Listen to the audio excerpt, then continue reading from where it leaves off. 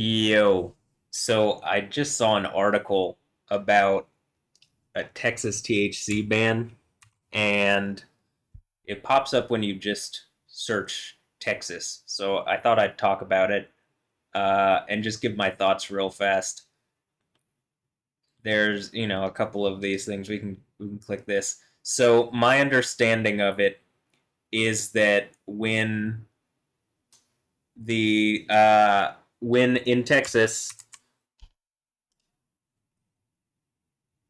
hemp was legalized, it created a number of problems because hemp is cannabis, it is marijuana. They are the same thing. It's just the same plant bred differently. So like it's bred with less of a characteristic, but it's the exact same plant, right? And so um it's hemp is bred with less of certain cannabinoids like THC, particularly delta THC 9, and what is taken from a lot of those plants is the CBD as well as other cannabinoids.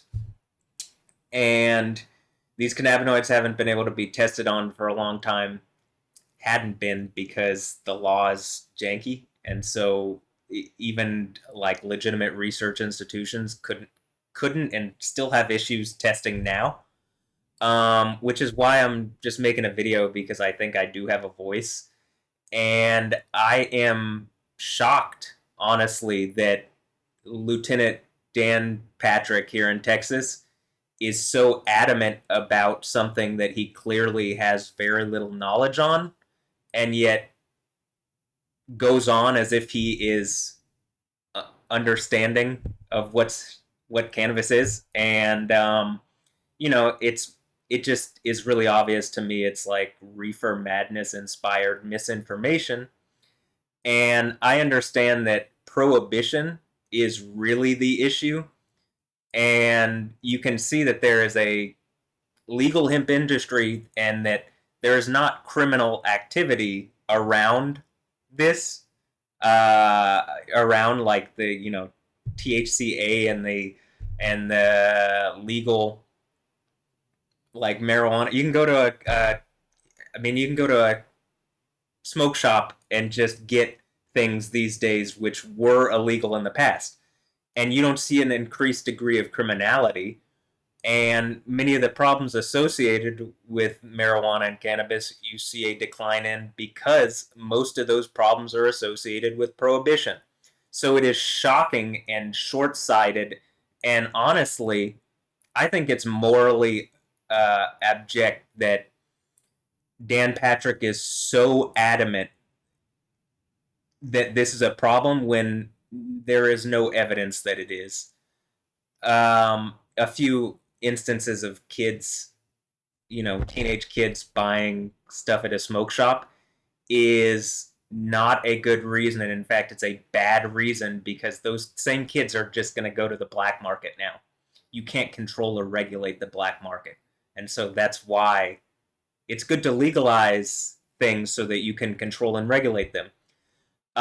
It's also shocking to me. I wrote a paper on cannabis in like 2014, 2013 when it was legalizing for recreational use in Colorado. You know what, like 30 states? Every state that touches Texas has some form of legal cannabis that is like more legal than Texas has. And Texas is supposed to be a place of liberty and freedom.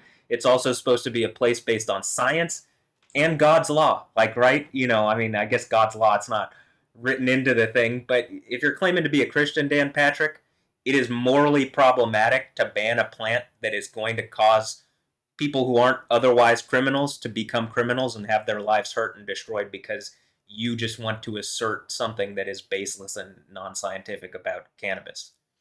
Um, and like it is I'm glad you're on a crusade about something that you think is morally problematic, but I think it's something that you don't understand, and that you're actually going to hurt people who don't deserve to be hurt because you're doing this, because people do want to just use cannabis just like anybody might want to go and get a drink or a beer or something. They have that right in many other states that you would claim are less free than Texas. So again, it's just silly and unaware that this is the way you're going about this.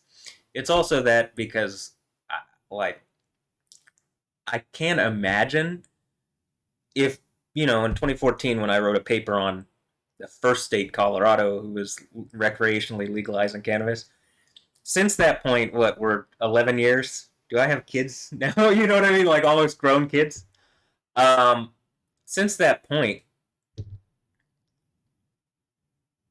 all sorts of states in the United States have legalized. And all those problems that you're talking about, which you're just baselessly asserting are going to come up or are coming up or like are caused by this problem that all of a sudden, oh no, we allowed some THC things. Essentially, marijuana has been de facto legal in Texas since 2019. My whole point is, do you see some sort of increased criminality based on the farm bill being passed and the hemp laws and stuff? No, you don't. You see less criminality. Like, are you run by some criminals that want to cause more criminality in Texas, Dan Patrick? No. Then why are you doing this? It just doesn't. There's no logical reason. And saying like, so I'm saying this because I do think, like I'm saying, I have a voice that's going to Greg Abbott. If you sign this, it is a bad, heavy weighted mistake on your legacy, and it's like it's not going to last. You know what I mean? What do you think? Prohibition that started, just say no to drugs. How long ago? Did that work? No. The first prohibition is, at the beginning of the Bible. If anything, prohibiting something makes people want it more. That is like an actual psychological exploit. You prohibit something, people want it. You say, don't do that, people want to do it.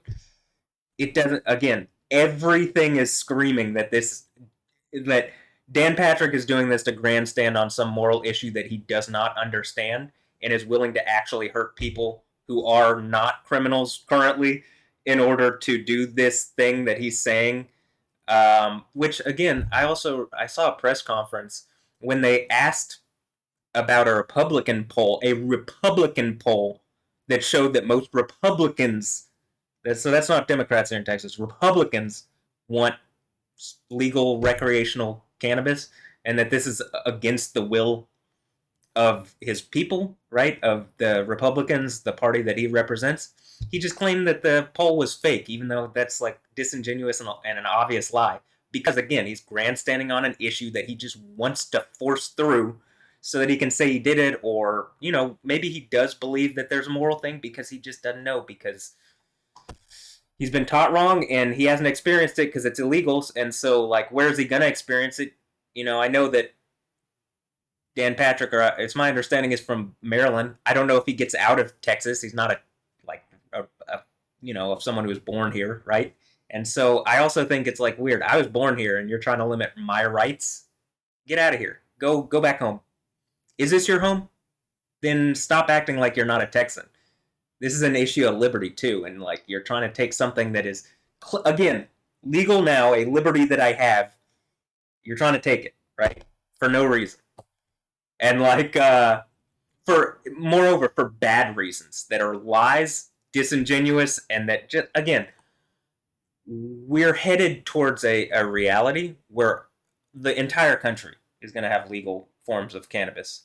This short term, like I want to point out, like in this article, I can see that there's a part where he's like, I've been here for 17 years at the Texas Capitol, 10 years as your lieutenant governor. I've never been more passionate about anything, Patrick said in a video posted to social media Monday evening. I'm not going to leave Austin until I get this done.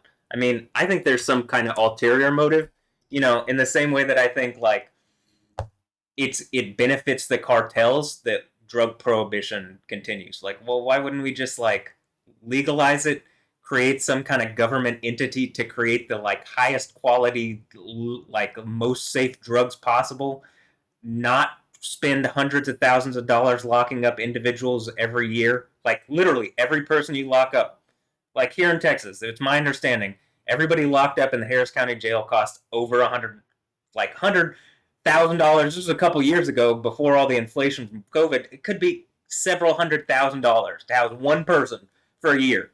You could pay for luxury housing for multiple people for that. That's why you can't just create things like you can't just say something is criminal, because it costs our society money and resources that we don't have. So when you're doing that about something that is clearly currently legal, hasn't been a problem for 6 years, you're just deciding it's a problem and you're saying that it's a danger to kids. You're a liar and a bad politician if this is what you're doing, and you should stop because you're hurting people. And I'm just trying to make a plea because I know that this will become an issue, right? Um, for someone like that who's lying about, again, it's a lie to say that this is the type of problem that he's trying to make it, right? And so I'm just trying to reiterate that. And I guess one more thing.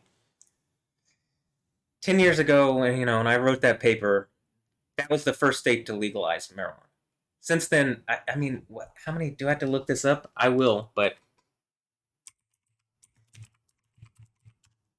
we just look up legal cannabis. First of all, it even pops up. You got dispensaries all over, but legality of cannabis. So it says here, in the United States, cannabis is legal in 39 of 50 states. So Dan Patrick, 17 years ago, it wasn't legal in any of those states at all. Like, I don't even think medical was like 1996. So I guess, yeah, that was 17 years ago in California. But 17 years ago, there was nothing legal, and like it just very clearly, this list has increased multiple fold, and we are headed towards what I'm saying is the kind of like morally obvious, like, yeah, you can't, like, this plant is, you claim to be a Christian, Dan Patrick. This plant is a plant created by Yahweh God, the Father of Jesus, the guy who Jesus claims to be, that deity. It says all the seed is good, right? In Genesis, it talks about the seed of the plants that Yahweh God creates are good. This is one of those plants. It's literally just created like this, and humans have the reason and mental ability to breed it into different capacities for our uses. The fact that you're just basically asserting that it needs to be illegal because you have reefer madness in your head because you're an older American is a problem that you're going to hurt other people's lives in order to like justify your moral outrage over something where if you want to hold people to moral standards, I think Yahweh could hold you to a very high standard that you're not going to meet in order to prove a point. So okay, I guess I don't really have anything else to say. What do I need to say? I could go through all of these articles here. You know what I mean? And talk about what exactly they say. But I mean, the real gist of it is like, I don't know. If I have to break this down and I'm gonna be kind of disrespectful here. It's boomers that can't drop something that they are wrong on, and they're willing to hurt the next generation of people when we can clearly see that the thing that they're suggesting did not work the first time, and they're willing to reassert that it's going to work again with no evidence that it will, with no additional, with nothing. It is just literally some like I'm going to say margin issue at this point that Dan Patrick picked up, and it does affect people. And I haven't bought weed since like 2019, right? But I can see that this is an issue that still affects people, and I'm just tired of it. It is silly that this is a conversation that is in the political sphere in Texas in 2025, halfway through 2025. I legitimately think that the Republicans who are behind this, and this isn't like a Democrat Republican thing, but it's mostly the Republicans on this one, who are not following the will of the constituency, the Republicans in Texas. I think it's shameful. And I honestly I hope Yahweh shows you how shameful it is and just puts this in your face and like you drop it and reasonably that you expand medical marijuana here in Texas at least. And like like how about this? Here's a good example. One of the Lakers players a couple years ago who went to Texas A&M went back to Texas A&M and got arrested for something that was legal in California and every state between. And then when he gets here, it's not illegal. I mean, it's not legal. It's all of a sudden like a criminal, like he's a criminal now. But he's not really. It's just, again, bad law. And like this bad law that is clearly bad law, the current like legislature is about to vote on this issue that is clearly bad law that Dan Patrick is just doubling, tripling down on. You know what I mean? And like he's just willing to hurt people for no reason. You know what I mean? Like the kids that he's claiming to protect, they don't exist. Like it's not. This isn't going to protect them, and it's going to hurt people. And again, it's just creating criminality around something that's not criminal. So you waste money on enforcing it. I mean, like I can't. I just can't keep reiterating the point, so I'm going to end it here. But yeah, that's the end of this. I hope you enjoyed. Have a blessed one. I'll catch you next time. You know what I'm saying? And yeah, I'll pray that Yahweh doesn't and Jesus. How about that?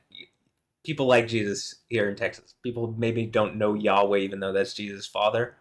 But I'm gonna pray to Jesus that he puts it on Dan Patrick's heart that what Dan Patrick is doing is wrong, and that Dan Patrick should wake up because if Jesus has to act on this and like make a point, he's gonna make all of Texas understand that what Dan Patrick is doing is a problem and that they need to stop him from doing it. Right? Okay, cool. Anyway, have a blessed one. I'll catch you next time. You know what I'm saying? I guess go Cougs later. All right. Yeah.